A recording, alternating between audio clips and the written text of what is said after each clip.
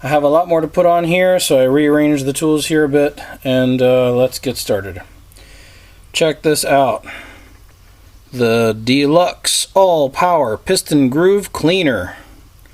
It has adjustable thickness parts here that you can reposition to be opposite the groove here. And then this part is spring loaded, and you can release it with this and open it back up. And you're supposed to put the piston head in here and spin it, and these things, make sure this is the right size and in the groove, and it will clean out the groove. Manufactured by All Power Manufacturing Company, LA, California. Patented.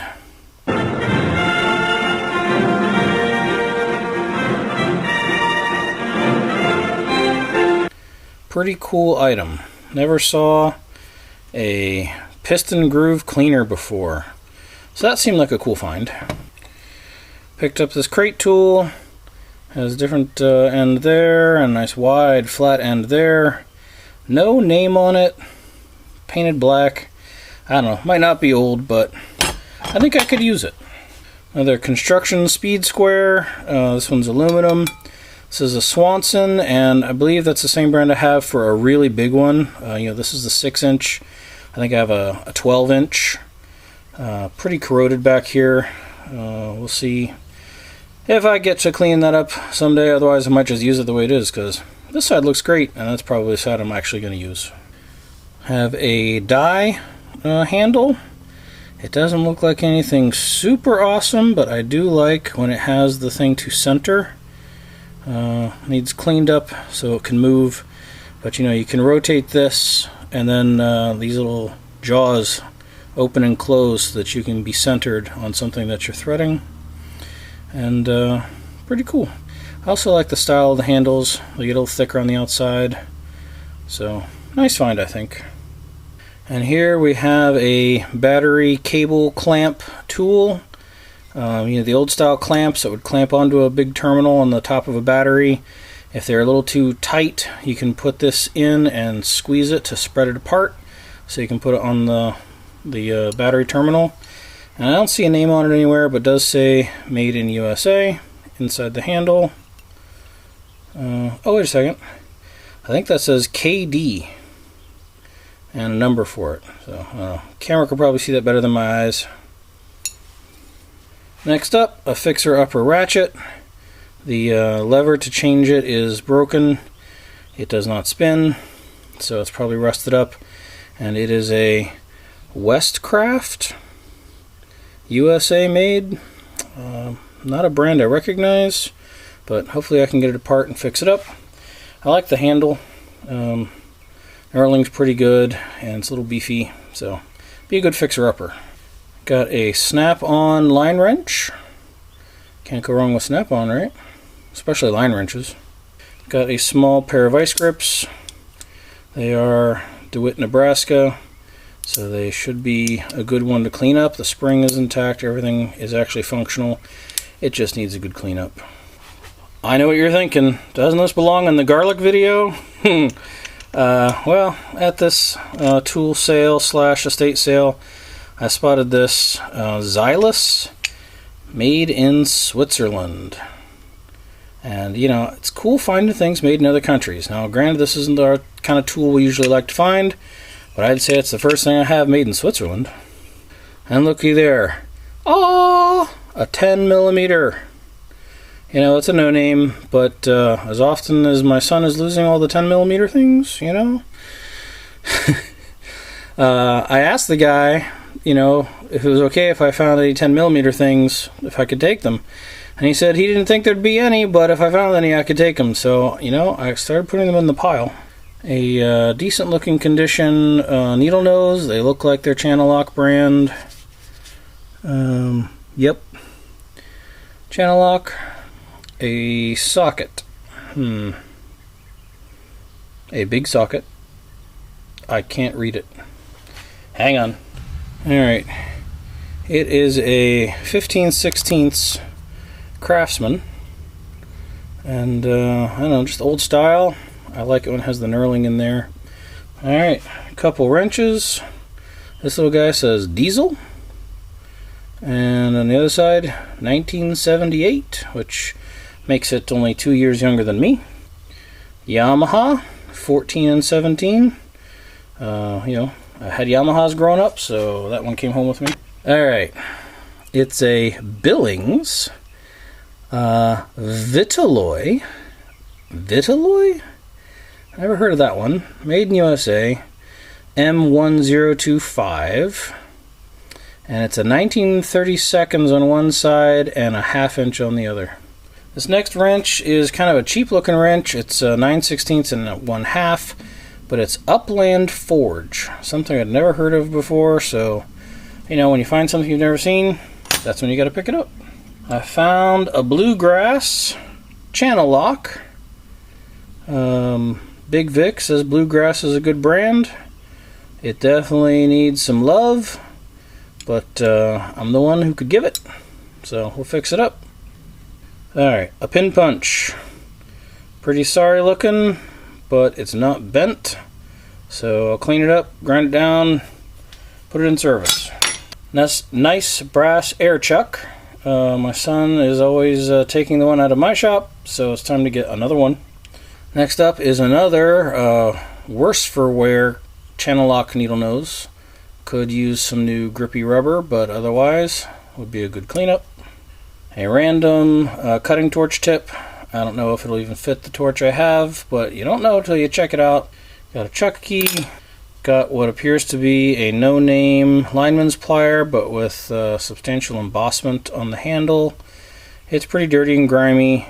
It is a little sloppy, but we can address that. The jaws look usable, and lo and behold, another 10mm. It says Silver Eagle is the brand. I've never heard of that. I'm not sure where that was made, but it's 10mm, so it came home with me. And I found another speed wrench, but this one's a little special for me anyway, because it is a Wright, and it is Barberton, Ohio. So that could be a reasonably old one from the 40s or 50s. So another great find for me. Next up is this beautiful Stanley 1/4 inch ratchet with the push button release, which is nice. I don't know if this was a USA one, it doesn't say, so it might be Taiwan, but it seems to work well, and it feels good. It feels like a good quality tool. And I'm trying to put together a nice little 1/4 inch set for something special. We'll probably see that in the future. That may go in it. Another 1/4 inch drive, Craftsman. Unfortunately, the direction shifter is gone, the push button release is stuck, and the ratchet won't turn.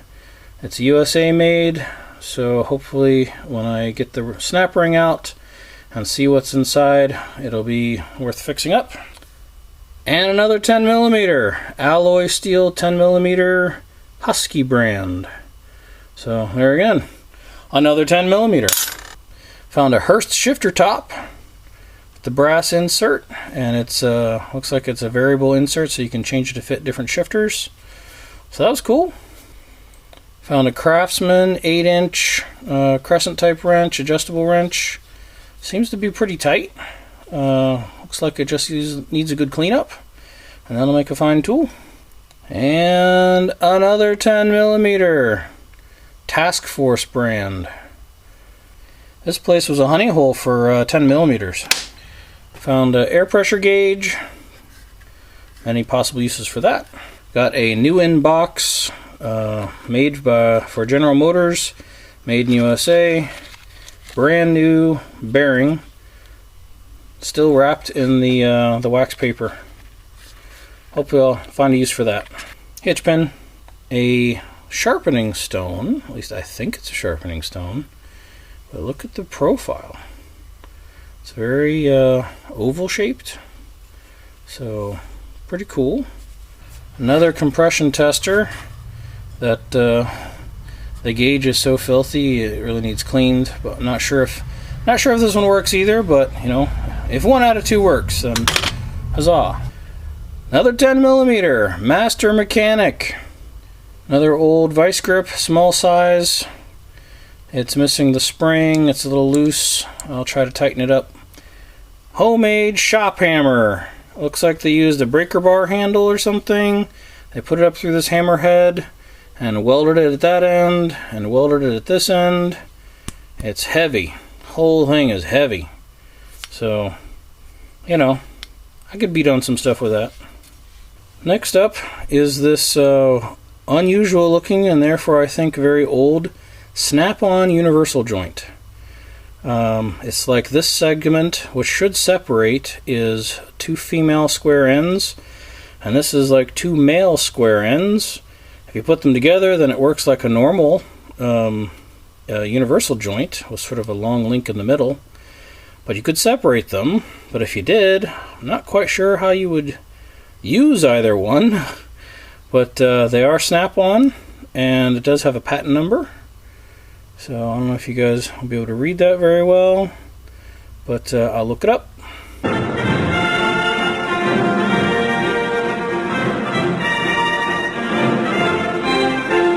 A 5/16 8-point master link wing nut, 7/16 Craftsman 8-point. A Craftsman 10mm 3/8 drive, 12-point. A Craftsman 3/8 drive, 10mm 6-point. And then one more. This Duralast 10mm with a ratcheting end that flexes. I know this is probably made in Taiwan, but boy, does it look nice. I mean, the finish on it is beautiful. It feels heavy for its size. I don't know. You know how sometimes when you hold something, you can just tell when it's reasonably good quality? This sure seems like it. For all the work my son's been doing on mini bikes and dirt bikes and go-karts and everything, I think he would probably find that super useful, especially with the flexi end. So I think I'll give that to my son. A teeny tiny tap handle, extender bit, big chuck key, 1/2-inch Craftsman 6-point, a teeny tiny Dymaloy crescent wrench. It could be a lost cause or it could be a brilliant fixer-upper project. I don't know, we'll see. Alright, you know how Scout Crafter loves to find old things. Here's one. It says Sparkmaster, new improved, made in USA. Ooh, there's a patent number. So I gotta make sure I look that up. Directions for how to install it and what to do with it. But look at it. Sparkmaster. Isn't that cool? For back when cars had distributors. I still have at least one car with a distributor. And there's a little tiny 1/4-inch drive SK, really rusty, beat up, pitted breaker bar, file handle, and finally a big perfect handle screwdriver. I mean, it's not huge, but it's a bigger size, and it's definitely in a fixer-uppable state. So there you go. Whew, that was a marathon. You guys are going to get it all chopped up and cut down, so you know you don't have to wait every time I have to pick something up. But that was a long one. Good thing my workbench is strong enough to hold up all this mass of tools here. Alright, thanks for hanging in there. Later.